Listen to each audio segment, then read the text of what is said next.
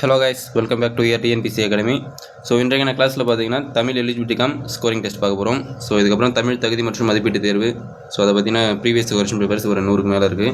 So நம்ம அதில் கண்டினியூவாக ஒரு 1000 கொஷின்ஸ் கிட்ட இருக்குது. நம்ம இந்த வீடியோஸில் எவ்வளோ கவர் பண்ண முடியுதோ அவ்வளோ பார்ப்போம். ஸோ இதுக்கப்புறம் வரக்கூடிய அப்கமிங் வீடியோஸில் இதை ஒரு சீரிஸ் மாதிரி கண்டினியூ பண்ணுவோம்.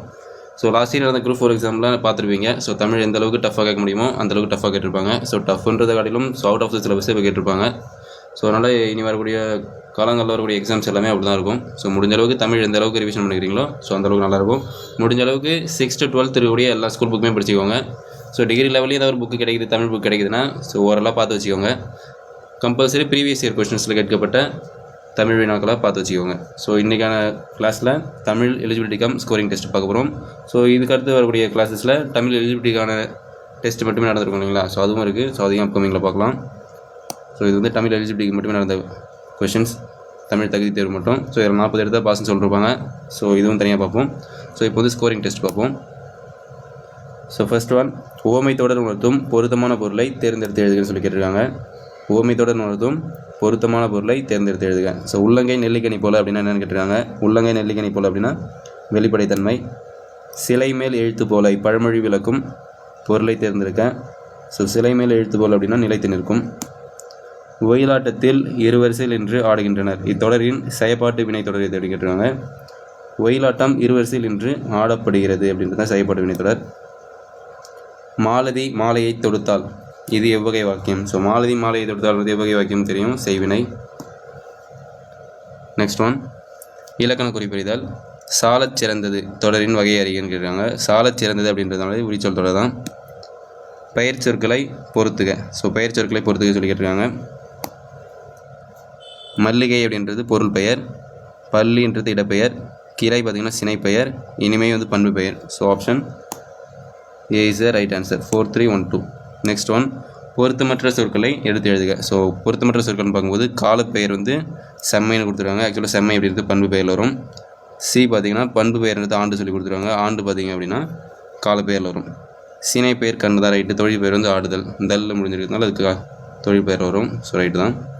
நெக்ஸ்ட் ஒன், கேள் எனும் வேர்ச்சொல்லின் வினையச்சத்தை தேர்ந்தெடுக்க. கேள் எனும் வேர்ச்சொல்லின் வினையச்சம் பார்த்திங்கன்னா கேட்டுன்னு வரும். தனிந்தது என்ற சொல்லின் வேர்ச்சொல்லை எடுத்து எழுதுக. தனிந்தது என்ற வேர்ச்சொல்லுடைய அதாவது சொல்லுடைய வேர்ச்சொல் பார்த்திங்கன்னா தனின்னு வரும். தருக என்ற சொல்லின் வேர்ச்சொல்லை கண்டறிந்து எழுதுக. தா. ஸோ முடிஞ்சளவுக்கு இந்த வேர்ச்சொல் பண்பு பெயர் சினை பெயர் எல்லாம் பார்த்து வச்சுக்கோங்க. ஸோ அதெல்லாம் ஈஸியாக தான் இருக்கும். ஸோ நம்ம ஒரு ப்ரீவியஸ் கொஸ்டின்ஸில் பார்த்தோம் அப்படின்னா கொஞ்சம் யூஸ்ஃபுல்லாக இருக்கும். ஸோ அப்படியே கம்பல்சரி கொஸ்டின் கூட மாற்றாமல் அப்படியே வரதோட வாய்ப்பு இருக்குது. ஸோ பார்த்துக்கோங்க. ஸோ ஓரெழுத்து ஒரு மொழிக்குரிய உரிய பொருளை கண்டறிந்து எழுதுக. ஸோ அப்படின்னா மதில் அர்த்தம்.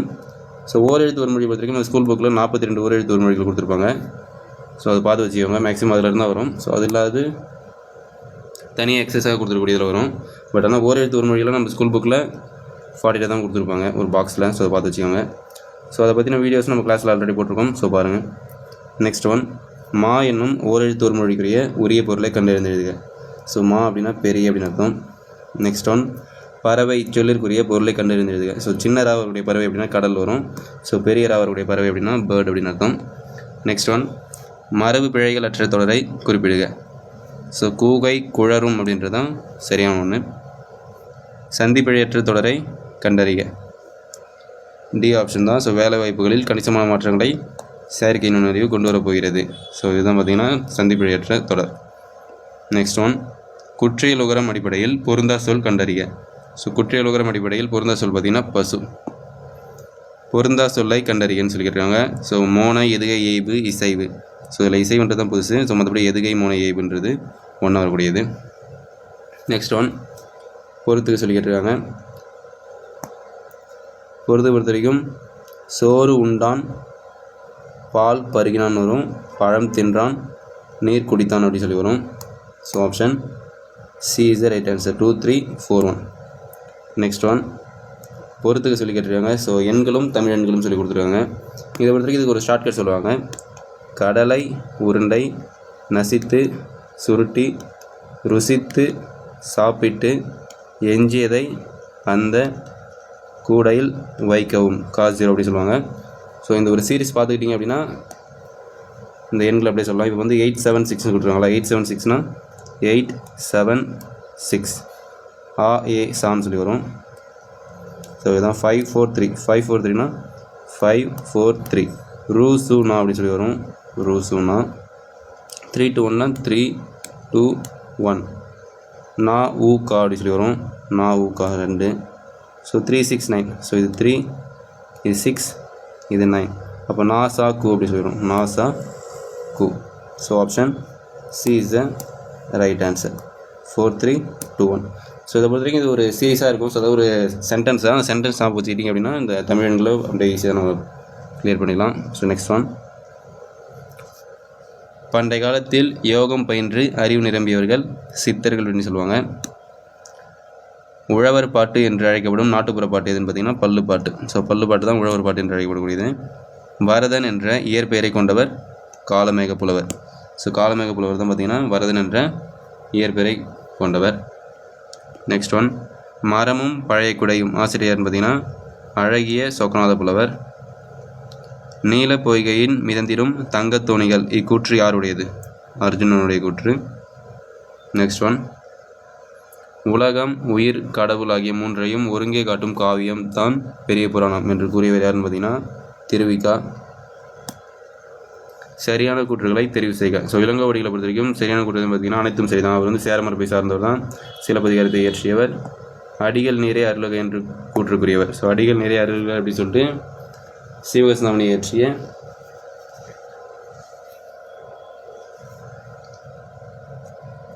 Next one. நாட்டுதும் யாமோர் பாட்டுடை செயல் என்று கூறியவர் அடிகள் நீரே அருளுக அப்படி சொல்லிட்டு அடிகள் நீரே அருளுக அப்படி சொல்லிட்டு மணிமேகலை இயற்றிய சீத்தலை சாத்தனாரை பார்த்து சொல்லுவார். ஏன்னா சீத்தலை சாத்தனார் தான் ஸோ இளங்கோடி இந்த சிலப்பதிகாரத்தோட கதையை வந்து இளங்கோடிகள்கிட்ட சொல்லுவார். சொன்னதுக்கு இளங்கோடிகள் என்ன சொல்லுவார்? அடிகள் நீரே அருளுக அப்படின்னு சொல்லிட்டு சீத்தலை சாத்தனாரை பார்த்து சொல்லுவார். ஓகேங்களா? ஸோ இந்த சென்டென்ஸ் வந்து யாரை பார்த்து சொன்னார் பார்த்தீங்கன்னா சீத்தலை சாத்தனாரை பார்த்து சொல்லியிருப்பார். ஸோ இளங்கோடிகள் சொல்லியிருப்பார். ஓகேங்களா? ஸோ அனைத்தும் சரி தான் ஆன்சர் இதுக்கு. Next one. கூற்று 1. சிலப்பதிகாரமும் மணிமேகலையும் இரட்டை காப்பியங்கள் என அழைக்கப்படுகின்றன. ரைட்டு தான். சிலப்பதிகாரம் மணிமேகலை ஆகிய இரண்டுமே 30 கதைகளை கொண்டுள்ளன. ஸோ கூற்று இரண்டுமே சரியானது தான்.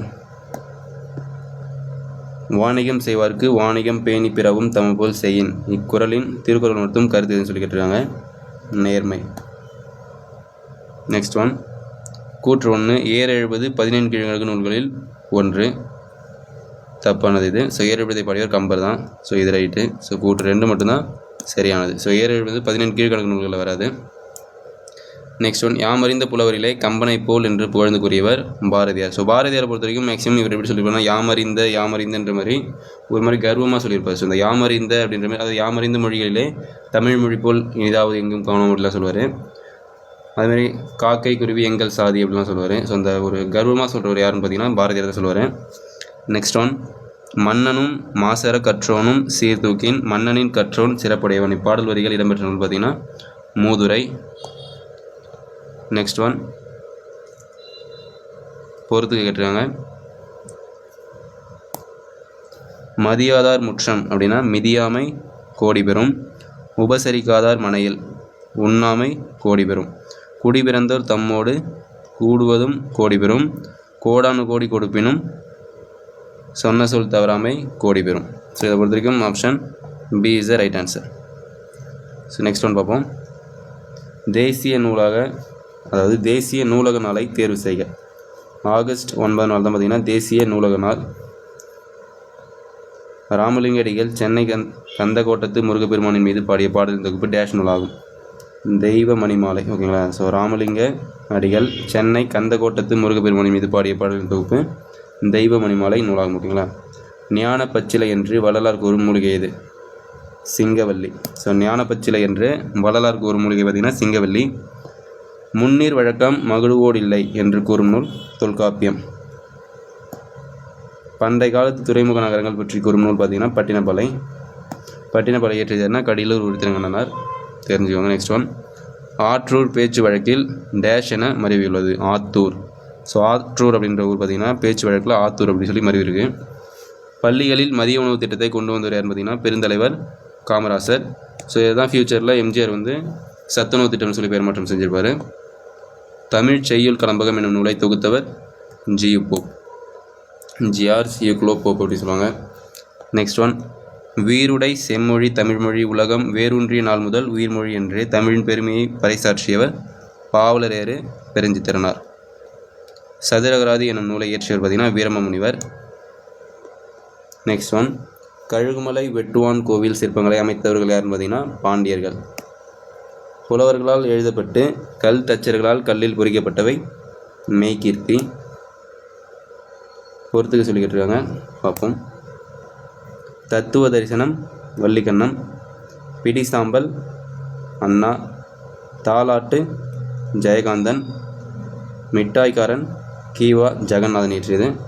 ஸோ இதுக்கு ஆன்சர் பார்த்திங்கன்னா option D 2143. So next one பார்ப்போம்.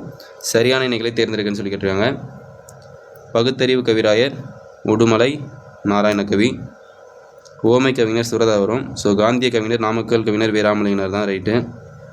புரட்சி கவிஞர் பாவேந்தர் பாரதிதாசன் வருவார், ஆனால் இங்கே தாராபாரதி கொடுத்துருக்காங்க. ஸோ அதனால் இதுக்கு 1, 3 மட்டும்தான் ரைட்டு. ஸோ ஓமை கவிஞர் சுரதா, புரட்சி கவிஞர் பாவேந்தர் பாரதிதாசன் தான் சொல்லுவாங்க. நெக்ஸ்ட் ஒன், முடியரசன் இயற்றாத நூல் எதுன்னு பார்த்தீங்கன்னா நீலமேகம். ஸோ காவிய பாவை பூங்கொடி வீரகாவியம்லாம் முடியரசன் இயற்றிய நூல் தான்.